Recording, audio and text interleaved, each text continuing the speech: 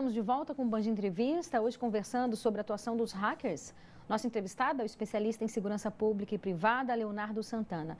Leonardo, um outro ponto também que é muito importante, que as pessoas às vezes elas não ficam atentas, é a exposição que muitas pessoas fazem nas redes sociais, né? Sejam de fotos, de informações aonde estão, academia que frequenta, ou seja, a impressão que eu tenho é que nós somos monitorados o tempo inteiro, né? E esse monitoramento, Renata, em diversos instantes, ele é permitido por nós mesmos. Se nós fizermos agora uma pergunta para quem nos assiste no seguinte sentido: você já clicou no sim quando algum site que você entrou lhe perguntou onde você estava, qual era a sua localização, você autorizou que esse site soubesse? Então, nesse instante, a gente vai além do que você comentou. Sai do campo das fotos, sai do campo das informações, eu começo a analisar quais são os seus hábitos sociais, quais são os seus hábitos econômicos. E dependendo do local onde você esteja, é possível desenhar o seu perfil. E se aquela informação for compartilhada com alguém, né, que deseja promover o mal, então aquela pessoa já sabe, já começa a poder escolher quem são os principais alvos para esse tipo de crime. Você, como especialista em segurança, né, hoje a gente vive num universo de redes sociais, né, de internet, de comunicação o tempo todo, mas essas informações que as pessoas muitas vezes dão, que nós estamos falando aqui, então quem for ali no perfil de uma pessoa é possível saber a academia que ela frequenta, aonde ela trabalha, o local que ela está no trabalho e tal. Esse excesso de informação, ele é prejudicial?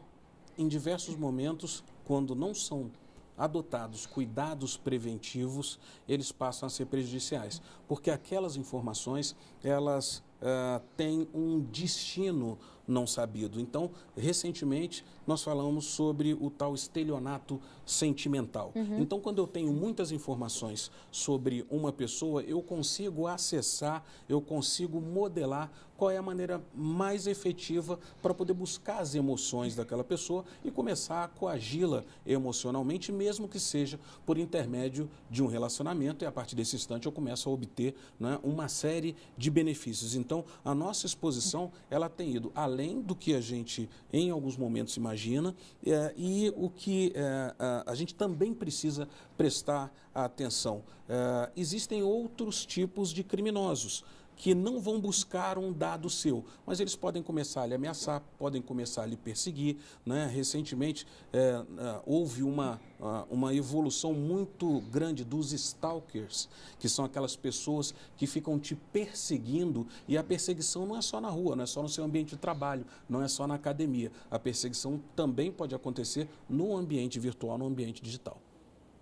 O que fazer, então, diante disso? Quais os cuidados que as pessoas devem ter, as precauções que as pessoas devem ter para evitar esse tipo de transtorno? Em primeiro momento, nas redes sociais, você saber quem ingressa nessas redes, você autorizar quem ingresse nessas redes. A partir do instante que você deseja ser uma pessoa pública, a mesma coisa. Você tem que adotar um comportamento de verificação. Se você for acessar uma rede Wi-Fi externa, tome muito cuidado com os dados que lhe pedem para que você também não se exponha excessivamente. No ambiente de trabalho, existem alguns comportamentos importantes, como, por exemplo, deixar o seu computador aberto sem que ele tenha uma senha, não é? Você permitir que a sua rede privada, ela também possa estar transitando, trafegando em uma rede que você utilizaria apenas para o seu trabalho. Então, todos esses dados, eles são dados preventivos. A gente costuma dizer que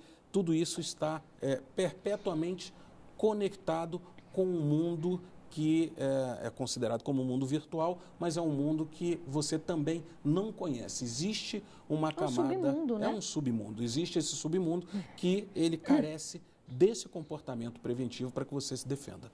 É muito comum as pessoas receberem, seja por e-mail ou seja por mensagem, você tem uma dívida tal, né? Às vezes você é uma loja que você nunca fez compra, então fica fácil você saber que não existe aquela dívida. Mas às vezes também você é cliente daquela loja e tal, e aí clique aqui para saber. Em geral, esse tipo de e-mail, ele é enviado por hackers e dessa forma você clicando, enfim, é possível eles terem acesso também ao seu computador, ao seu celular? Sim, então você tocou num ponto fundamental. A gente está falando de crimes virtuais que vêm a partir do phishing, que a gente chama, né? Então, uma mensagem muito bem desenhada, muito bem feita, né? E naquele instante, esse nome ele vem do inglês, que é do phishing, que é pescar, ou seja, eu te coloco uma informação muito bem feita, que parece ser verdadeira e consigo, através daquele clique, pescar uma entrada no seu computador, uma entrada no seu aparelho de celular. E é nesse instante que a gente tem visto, inclusive, uma mudança de comportamento das próprias lojas. Hoje é comum a gente entrar em algumas lojas e a loja ter lá uma placa grande dizendo que não te manda e-mail, que não te manda mensagem, mas a gente tem também o outro lado. O que fazer quando você tem, por exemplo, uma mensagem que vem escrito ali com a logomarca do Serasa? O que fazer quando você entra em um site e você às vezes não reconhece aquele site como um site maléfico, que o pessoal coloca ali, faz igualzinho, né? Eles duplicam aquele site e colocam ali algumas informações. Então, esses cuidados, eles precisam realmente ser tomados para que você consiga ter um sistema de proteção adequado ao seu dia a dia, aos seus dados particulares, à sua vida pessoal. Então, ou seja, não acessar, não responder, deletar esse tipo de e-mail. Deleta essas mensagens, não acessa, não responda. E se for o caso, você visualiza a mensagem. Se tiver alguma dúvida, entre no site verdadeiro e faça um contato telefônico, por exemplo. E aí você tem como fazer essa segunda verificação. Existem alguns indícios de que o meu celular possa ter sido hackeado? Por exemplo, um dos meninos chegou a dizer que ele recebeu ligação do próprio número dele, né? Que foi aí que ele desconfiou. Existem alguns indícios nesse sentido? Sim, existem indícios. A interrupção de comunicações, falhas que não são comuns no celular, o celular começar a apagar indevidamente. Então você tem ali, você não acessou, você não tem um volume muito grande de fotos e vídeos que comprometeu muito a sua memória. Mas mesmo assim, seu celular começa a apagar insistentemente. Apagar as fotos?